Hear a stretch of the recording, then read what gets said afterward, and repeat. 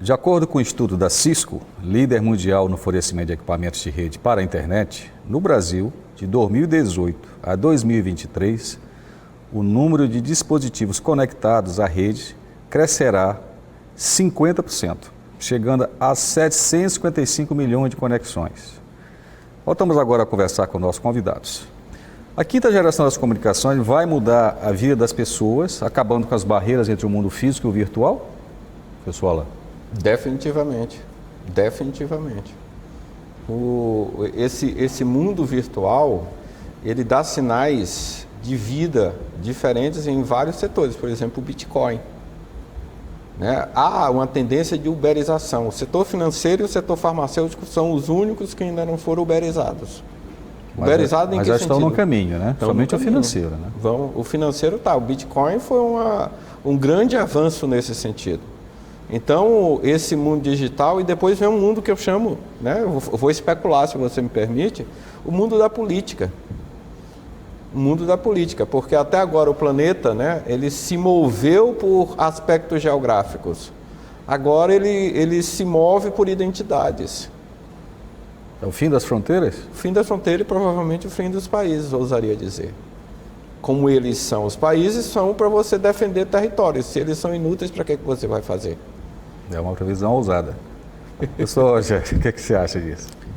É como o próprio professor Alan falou, né? A questão do Bitcoin, né? Praticamente, né, sinalizando para o futuro até uma nova moeda de reserva, né? Uma moeda de reserva virtual, né? Agora, assim, a gente não tem nem como prever os impactos. A gente sabe de impactos que vão ter, que são grandes, né? Principalmente na parte de negócio. Na realidade, como o professor Alan até citou, né? A migração, né? Cada vez mais a sociedade do conhecimento, né? A informação, quer dizer, os recursos, né? A concentração de recursos se deslocando, né? Até para quem detém a informação e detém conhecimento, né? E isso é inevitável, e aí, como você falou, né, para a questão de negócios, o próprio empresário tem que se planejar para isso, né, tem que estar atento a isso, né, e os governos, porque vai chegar um ponto que vai ter que ter uma regulação, porque se a robótica, junto com 5G, inteligência artificial, alavancar num nível que se prevê, porque a ideia é você tirar o ser humano das atividades de risco, né? Mas você tem que ter alguma coisa do ponto de vista regulatório que também, digamos assim, não estimule isso, né? Porque senão... Mas me parece um desafio bastante grande, onde o sistema educacional ainda não conseguiu, de fato, né, alavancar a educação de maneira geral da população. E quando você diz assim, olha, nós vamos tirar as pessoas de atividades repetitivas. Tiradas repetitivas, elas têm que ter conhecimento para poder absorver outras atividades, senão elas vão ficar sem trabalho, né? Nós vamos conseguir fazer isso, Alan? Eu acho que não. Nós vamos entrar numa crise imensa. Nós vamos entrar numa crise imensa porque não há investimento em educação, não há investimento em conhecimento, não há uma habituidade de nosso pessoal de estudar, de ver o que estava acontecendo, né? Por exemplo, a 5G, inteligência artificial, isso é minimamente isso que você tem que saber o que está acontecendo para se adequar a esse mundo novo. Se você não souber de nada, nem isso você se prepara. Então, é uma iniciativa muito boa essa tua, de trazer para dentro do Maranhão esse debate sobre a 5G. Né? Por exemplo, tem milhões, né? Você está falando de milhões de dados. Milhões de dados, quando você tem milhões de dados, você não consegue de forma humana lidar com aquilo. Mas a inteligência artificial pode extrair aquelas informações e ser extremamente útil, por exemplo, para a saúde do ser humano. Por exemplo, eu ia perguntar isso agora, na questão da medicina, na telemedicina, né? Nós já vemos hoje, por exemplo, o Hospital Albert Einstein tem um diretor de engenharia, vários outros hospitais, complexos hospitalares, têm hoje cada vez mais tecnologia. Isso não está tornando a medicina mais cara? De que forma a tecnologia que vai vir aí com 5G ligando pessoas a coisas, vai facilitar diagnósticos remotos, coisas nesse sentido? Pode falar um pouco disso? Sim, na verdade ele vem, eu sou um pouco mais otimista, né? Tem a turma que vê isso com um pouco de pessimismo, com crítica a problemas éticos, eu vejo com muito otimismo. Porque uma pessoa que está remotamente, ela vai poder ser assistida remotamente numa velocidade altíssima. Uma pessoa que está em Grajaú, uma pessoa que está em Barra do Corda, a 600 quilômetros daqui de São Luís, ele ou ela vai poder ser assistido enquanto é trasladado para cá remotamente. Isso aí é um avanço extraordinário para a saúde do ser humano. É muito importante a gente ver que revoluciona também a assistência. A inteligência Mas vai aumentar o custo ou vai diminuir? Em princípio aumenta, né? Mas com a oferta, você conhece mais que eu, com a oferta ela acaba caindo o custo. Necessariamente cai. Mas é inevitável, né? Eu acho inevitável, vai acontecer. Agora, uma coisa que hoje não está claro, né? O pessoal fica falando dos filmes de Terminator, né? Exterminador de Futuro, Blade Runner, esse tipo de coisa. Isso, gente, não vai acontecer. Pelo menos não há nenhuma evidência disso. Eu tenho 2 grandes amigos que são médicos. E ela, médica, eu disse, olha, a inteligência artificial vai entrar na radiologia com vontade. Ai, meu Deus do céu, pelo amor de Deus, não. Eu disse, não, gente. O médico vai continuar sendo médico. Agora você vai errar menos. Seu diagnóstico vai ser muito mais preciso com a inteligência artificial, né? A gente sabe que há erros, é razoável. Agora, com um monte de dados e com as inferências que ele pode fazer, a inteligência artificial vem para ajudar bastante o profissional. Que bom. Tem assim mesmo otimismo?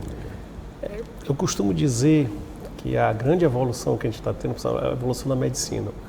Eu vejo por um aspecto, a evolução muito grande da indústria farmacêutica, né, em equipamentos e produtos, e a evolução da medicina muito atrelada a uma nova engenharia que surgiu, né, que é a engenharia biomédica. E essa sim, né, que é uma junção de eletrônica, né, com computação, software, várias coisas, né, com esse objetivo de equipamentos hospitalares. E isso sim tem proporcionado, né, alavancado, né, um desenvolvimento tecnológico muito grande. Agora, os custos, como a gente está acostumado, né, como usuário de tecnologia, né, como consumidor, o que nós observamos? É um país que tipicamente depende muito, né, o que mesmo que produz aqui ainda tem muito impacto, né, muita baixa nacionalização.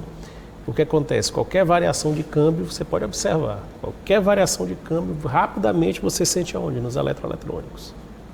Então, obviamente, isso encarece, sim, custos, né? Agora, como o professor falou, você tem que analisar também o seguinte, e o custo reduzido? Você está atendendo uma pessoa que, de repente, não precisa deslocar para São Luís por telemedicina, ou por um robô instalado lá, né? Ele pode ser operado de São Luís ou de São Paulo. Mas aí sempre tem que ter alguém que tem suporte tecnológico, né? Segundo os dados do I3E americano, né, o Instituto de Engenharia Eletroeletrônica dos Estados Unidos, 60% de quem se forma hoje em engenharia nos Estados Unidos é da área de eletroeletrônica. Aqui no Brasil essa estatística é longe disso, talvez não chegue a 20%, né? Algum momento nós vamos caminhar para isso? Em algum momento a gente vai ter que caminhar para isso, porque eu suponho até nessas especulações ousadas, né, para te falar, já fiz algumas, que haverá cursos específicos de inteligência artificial. Tem que ter, né? Eles vão ter para um público, inclusive um público amplo, não necessariamente só da engenharia, mas um público amplo que possa estudar só inteligência artificial, porque ela está determinando muita coisa no mundo. E isso me assusta de certa forma. Eu não conheço os outros países se já existem cursos nessa área. Mas eu suspeito que a gente, né, nós que somos professores de universidade, a gente tem que ficar atento para essa novidade que está acontecendo, para a gente não deixar os nossos meninos e meninas sem formação nessa área extraordinária que hoje revoluciona o mundo. Me parece que essa necessidade ela vai chegar ao ensino médio depois ao ensino básico, né? Você não concorda com isso?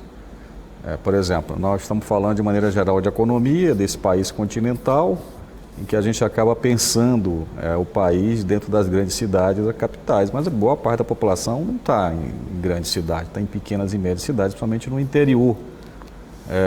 A telecomunicação, Rogério, ela vai propiciar que isso chegue facilmente, dentro dessa revolução do 5G, isso também vai propiciar esse acesso mais fácil isso a aí essas foi pessoas? a grande discussão dos estudos do Brasil, né? Pela primeira vez, como eu falei, o Brasil liderou esse processo de estudo também em 5G, para adaptar a sua característica, que é justamente essa que você falou, né? A partir do momento que você interioriza, você vai precisar trabalhar com áreas de coberturas maiores, porque você vai ter uma densidade populacional mais baixa. Então, foi desenvolvido estudos também, né, pelo Inatel, né, que tem parceria com os grandes fornecedores, né, que estão lá dentro. E aí, para justamente pensar nessas soluções, né, inclusive de trabalhar na faixa de frequência de UHF, numa faixa de frequência mais baixa, para poder você conseguir, né, ter uma ampla cobertura. Porque essa pergunta ela pode ser feita para quem não esteja assistindo no interior do Tocantins, do Pará, do Maranhão, do Piauí, pelo pequeno empresário. Mas o que tem isso a ver comigo? Que isso vai me impactar? Eles estão falando de grandes negócios, grandes empresas, grandes cidades. É isso mesmo? Não, não. A inteligência artificial não tem preconceito com ninguém. Ela não serve só às grandes empresas, os grandes conglomerados. E eu vou usar Você só tem que ficar atento à oportunidade de negócio. Quem imaginaria que seria o interior dos Estados Unidos que daria a eleição a Trump? Quem fez isso foi esse negocinho aqui. Então, se você não ficar atento, nós estamos falando para empresários basicamente aqui, se você não ficar atento, você perde um grande negócio. E há oportunidades, muitas oportunidades de negócio por aí, você tem que ficar. Plataformas digitais, de vendas digitais agora na pandemia, é muito comum, né? E é um dos exemplos que a gente pode citar. Não há dúvida que a gente está falando sobre algo fascinante, porque quanto mais a gente fala, mais as possibilidades aumentam, né? Mas infelizmente o nosso tempo aqui ele se esgotou. Quem sabe em outra oportunidade nós vamos falar de coisas mais práticas, né? Daqui a algum tempo. Olha, já está acontecendo isso. Eu queria agradecer a presença aqui do professor Alain, professor Rogério, e a gente fica por aqui e obrigado pela sua companhia. O Negócio na Pauta, oferecimento de Comar Participações e Investimento. Todos os programas estão disponíveis também nas nossas redes sociais. É só seguir Negócio na Pauta. Até a próxima.